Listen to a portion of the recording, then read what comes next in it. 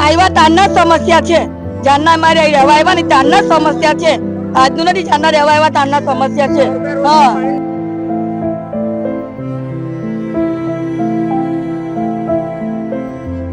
આ કેવી રીતના રહેવાનું આની અંદર ને આ ગંદકી તો જો તમે કેટલી બધી પીવાનું પાણી તક અમારે વેચાતું લાવીને પીવું પડે.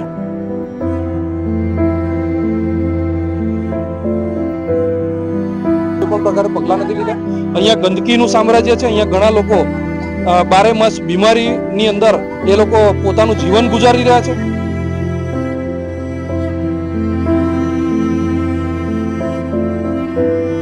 નગરપાલિકા દ્વારા આ બાજુ ધ્યાન આપવામાં આવે અને આ લોકોની જે સ્થિતિ છે તેમાં સુધારો લાવવામાં આવે. ભરૂચમાં સ્લમ વિસ્તારોને નાબૂદ કરવા માટે સરકાર દ્વારા રાજીવ ગાંધી આવાસ યોજના અંતર્ગત શક્તિનાથ વિસ્તારમાં આવેલ જેબી મોદી પાર્કની સામે સાબુગર નજીક આવાસનું 10 વર્ષ પહેલાં લોકાર્પણ કરવામાં આવ્યું હતું, જ્યાં સ્લમ વિસ્તારમાં રહેતા ગરીબોને નગરપાલિકા દ્વારા રાજીવ આવાસ યોજના અંતર્ગત આવાસોની ફાળવણી કરવામાં આવી હતી. નવા ઘરમાં સુખ સુવિધાના સ્વપ્ન સાથે ગરીબો રહેવા લાગ્યા હતા, પરંતુ સ્વપ્ન એ માત્ર સ્વપ્ન જ રહી ગયું હોય તેમ પ્રથમ દ્રષ્ટિએ લાગી રહ્યું છે. ઝૂંપડપટ્ટીમાં રહેતા લોકોને નગરપાલિકા દ્વારા સારું ઘર આપવાની વાત કરી ગરીબોને આવાસો ફાળવવામાં આવ્યા હતા, પરંતુ થોડા સમય બાદ જ તકલાદી આવાસોની હાલત ખસ્તા થઈ ગઈ છે. આવાસમાં રહેતા લોકોનો આક્ષેપ છે કે આવાસો એ પ્રકારના બનાવ્યા છે કે બારે માસ મળમૂત્ર સહિતનું પાણી મકાનોમાં પડતા સ્થાનિકોની હાલત કફોડી બની છે. આ ઉપરાંત સફાઈ, પાણી અને લાઇટ સહિતની પ્રાથમિક સુવિધાઓનો પણ અભાવ જોવા મળી રહ્યો છે. અમને તકલીફ એમ પડે છે કે ઘર તો આપ્યા એમને, પણ અમારું ઘર લીલું ને લીલું રહે છે. બધું પાણી, ઘરમાં કેટલું ખર્ચો કરવાનો આપણે? એક વખત વ્યવસ્થિત ઘર બનાવીને આપ્યા તો આટલો બધો ખર્ચો નહીં થાય ને. હવે અમે કમાવા જઈએ કે આ ઘરમાં દોડીએ. વરસાદનું પાણી, ધાબાનું પાણી, એકબીજાના ઘરનું પાણી, બધાનું પાણી ઘરમાં આવે. છોકરા માંદા થઈ જાય, અમે માંદા થઈ જાય. કામ કરીએ કે દવા દારૂ કરીએ, અમારી પાસે ખર્ચો પાણીનો બી ખરીએ નહીં ના. આ કેવી રીતના રહેવાનું આની અંદર ને આ ગંદકી તો જો તમે કેટલી બધી પીવાનું પાણી તક અમારે વેચાતું લાવીને પીવું પડે. પાણી બી નહીં આવતું, 8-8, 9-9 દિવસ પાણી નહીં આવતું. કઈ ભરવા જવાનું અમારે? આવીને જોવું તો પડે કે નહીં? તમે ખાલી પેલા કચરાની માફી ફેંકી દીધા અમારા લોકોને.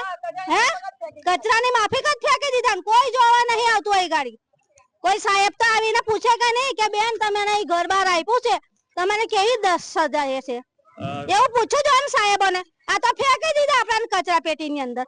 આ બાજુ ગંદકી, આ બાજુ ગંદકી, ગટર લાઈન તક નહીં નાખ્યું, સંડાસની લાઈન નથી ચાલતી, કશું નહીં ચાલતું. આ જો અમારા ઘર આજુગાની યોજના છે, પણ અમે બહુ પરેશાન થઈ ગયેલા છે. આજે 10 વર્ષથી આપ્યું તો મને બહુ પરેશાન થઈ ગયેલા છે.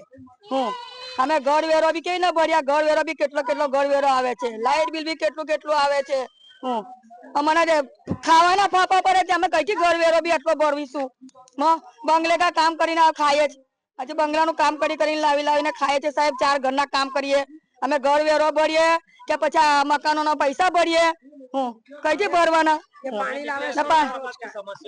આ તો આવ્યા તારના સમસ્યા છે, જાનના અમારે રહેવા આવ્યા ને તારના સમસ્યા છે, આજનું નથી જાનના રહેવા આવ્યા તારના સમસ્યા છે. આ અંગે આમ આદમી પાર્ટીના પ્રમુખ પિયુષ પટેલે તંત્ર પર પ્રહાર કર્યા હતા. તેઓએ જણાવ્યું હતું કે લગભગ ₹19 કરોડના ખર્ચે નિર્માણ પામેલ આવાસની કામગીરીમાં શાસક ભાજપ અને વિપક્ષ કોંગ્રેસે મળી ભ્રષ્ટાચાર આચર્યો છે. સરકાર ગરીબોને સુવિધા આપવામાં નિષ્ફળ નીવડી છે. અત્યારે શક્તિનાથ વિસ્તારના જેબી મોદી પાર્કની બિલકુલ સામે રાજીવ આવાસ યોજના જે સાબુગઢ કરીને ઓળખાય છે ત્યાં આગળ ઊભા છે. અહીંના સ્થાનિક લોકોએ વારંવાર અગાઉ નગરપાલિકા અને કલેક્ટર કચેરીએ પણ વારંવાર રજૂઆતો કરી છે. અત્યારની એની પરિસ્થિતિ જોઈને આ તમામ જે સ્થાનિકો છે, તમામ લોકો બારે માસ ચોમાસામાં રહેતા હોય એવી પરિસ્થિતિની અંદર એ લોકોએ રહેવું પડે છે. ગટરનું ખુલ્લું પાણી એ લોકોને વારંવાર ગટરો ઉભરાય છે. અહીંયા ચેમ્બરના ઠેકાણા નથી, અહીંયા પીવાના પાણીની વ્યવસ્થા નથી, અહીંયા વાપરવા માટે પાણી પણ એ લોકોને જે ઘર આપવામાં આવે છે ત્યાં ઉપર નથી ચડતું. આ રાજીવ આવાસ યોજનાના અંતર્ગત ભરૂચ નગરપાલિકાએ વહીવટી તંત્ર ને ચૂંટાયેલા જનપ્રતિનિધિ વિપક્ષ અને સત્તા પક્ષના બંને લોકોએ ભેગા થઈને મસ્ત મોટું કૌભાંડ કર્યું હોય એવું દેખાઈ રહ્યું છે. કારણ કે આ રાજીવ આવાસ યોજના જે છે એ 19 કરોડ કરતા વધારે ખર્ચાથી આ બનેલી યોજના છે, જેની આરટીઆઈ થી મેં પોતે આની માહિતી માંગેલી છે. પરંતુ અહીંયા ત્યાર પછી મેં પણ રજૂઆત કરી છે, સીઓ સાહેબને પણ રજૂઆત કરી છે, આજ દિન સુધી એની ઉપર એ લોકોએ ગંભીર કોઈ પણ પ્રકારે પગલાં નથી લીધા. અહીંયા ગંદકીનું સામ્રાજ્ય છે, અહીંયા ઘણા લોકો 12 માસ બીમારીની અંદર એ લોકો પોતાનું જીવન ગુજારી રહ્યા છે. ના તો ઇલેક્ટ્રિસિટીની વ્યવસ્થિત અહીંયા આગળ કોઈ ફેસિલિટી છે, વાયરો જેમ મન ફાવે એમ છૂટતા અહીંયા આગળ જીબી દવરા મૂકેલા છે. એટલે અહીંયા આગળ આ જે પરિસ્થિતિ જે બની છે, આ પરિસ્થિતિ ખરેખરની અંદર સરકારના નેજા હેઠળ બની રહી છે. આ જે અત્યારે જે સરકાર જે દાવા કરી રહી છે કે પોતાના ઘરનું ઘર આપવાની જે દાવા કરી રહી છે, ઝૂંપડપટ્ટી જે મિટાવવાની વાત કરે છે, પરંતુ અહીંયા ઝૂંપડપટ્ટી નહીં, ઝૂંપડપટ્ટી વસતા લોકોને મિટાવવાની વાત ચાલી રહી છે, ગરીબને પૂરા કરી દેવાની વાત ચાલી રહી હોય એવી ગંભીર બેદરકારી અત્યારે આ ભરૂચ જે સાબુગઢ છે ત્યાંથી અત્યારે નજરે પડી રહી છે.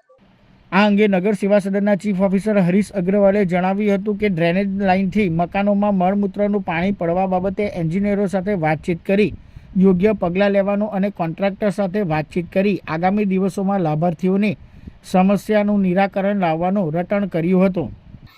નગરપાલિકા દ્વારા સાબુગઢ વિસ્તારમાં રાજીવ આવાસ યોજના હેઠળ મકાનોનું બાંધકામ કરવામાં આવેલ છે. જે તે વખતે આ મકાનો ડ્રો કરી અને જે તે લાભાર્થીઓને પણ ફાળવવામાં આવેલ છે.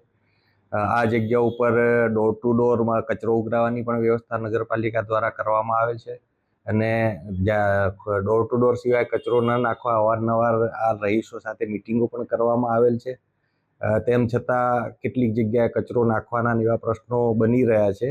એ બાબતે અમે સફાઈ માટે થોડી સઘન સફાઈ બી કરીશું અને ડોર ટુ ડોરમાં જ બધા કચરો આપે એ માટે મિટિંગ કરી એ લોકોને જાગૃત પણ કરીશું. સાથે સાથે અંદર જે ઇન્ટરનલ રોડ રસ્તા બનાવવાની જે જરૂરિયાત જણાય છે એના માટે નગરપાલિકાએ ગ્રાન્ટમાં એનું આયોજન પણ લીધેલ છે અને ટૂંક સમયમાં એ કામ કરવામાં પણ આવશે.